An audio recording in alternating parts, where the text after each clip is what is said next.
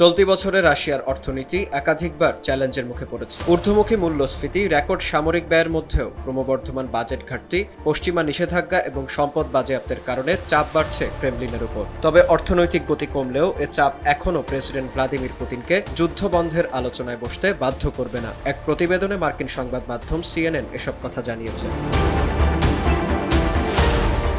Centre for strategic and international স্টাডিজের গবেষক Maria স্নেগোভায়া বলেন, রাশিয়ার অর্থনীতি এখনো ধ্বংসাত্মক পর্যায়ে পৌঁছায়নি। তার মতে আগামী 3 থেকে 5 বছর একই গতিতে যুদ্ধ চালিয়ে যেতে পারবে রাশিয়া। ইতিহাস বলছে, বড় ধরনের অর্থনৈতিক বিপর্যয়ের মুখে পড়লেই সাধারণত আপোষের পথে যায় রাশিয়া। প্রথম বিশ্বযুদ্ধ কিংবা আফগানিস্তান যুদ্ধের শেষ পর্বে এমনটাই হয়েছিল। তবে বর্তমান পরিস্থিতি সে পর্যায়ে পৌঁছায়নি বলেই মনে করছেন মারিয়া। পশ্চিমা নিষেধাজ্ঞা এবং সম্পদ বাজেয়াপ্তের পরেও যুদ্ধের অর্থ যোগানের ক্ষেত্রে রাশিয়ার মূল ভরসা তাদের জ্বালানি খাত। বিশ্লেষকরা বলছেন, রাশিয়া যতদিন তেল উৎপাদন ও বিক্রি চালিয়ে যেতে পারবে ততদিন যুদ্ধের অর্থ জোগাড় করতে মস্কোকে বেগ পেতে হবে না।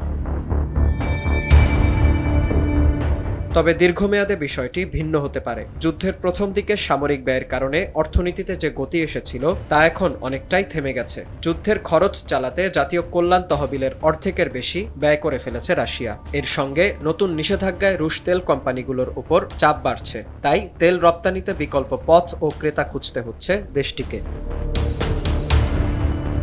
এ অবস্থায় যুদ্ধের বোঝা চাপানো হচ্ছে সরাসরি সাধারণ জনগণের ওপর। খরচ যোগাতে কর্পোরেট ও ব্যক্তিগত আয়ের ওপর কর বাড়ানো হচ্ছে দেশটিতে। এর মধ্যে আমদানি পণ্যের দামও বেড়ে যাওয়ায় ভোগান্তিতে পড়েছেন ভোক্তারা।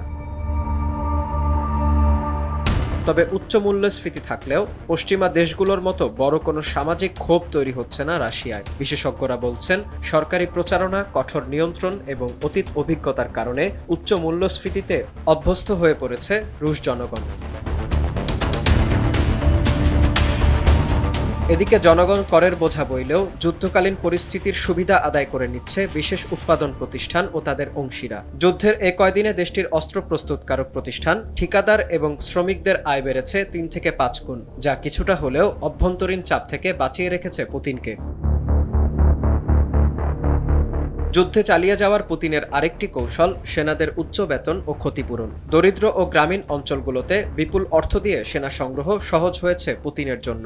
এছাড়া বড় অঙ্কের ক্ষতিপূরণ দিয়ে নিহত ও আহত সেনাদের পরিবারের সমর্থনও ধরে রেখেছেন তিনি। এর ফলে যুদ্ধে রাশিয়ার হতাহতের সংখ্যা প্রায় 10 লাখে পৌঁছালেও দেশজুড়ে বড় কোনো প্রতিবাদ দেখা যাচ্ছে না। এভাবেই অর্থনৈতিক চাপ থাকা সত্ত্বেও কঠোর নিয়ন্ত্রণের মাধ্যমে যুদ্ধ চালানোর সক্ষমতা ধরে রেখেছেন ভ্লাদিমির পুতিন।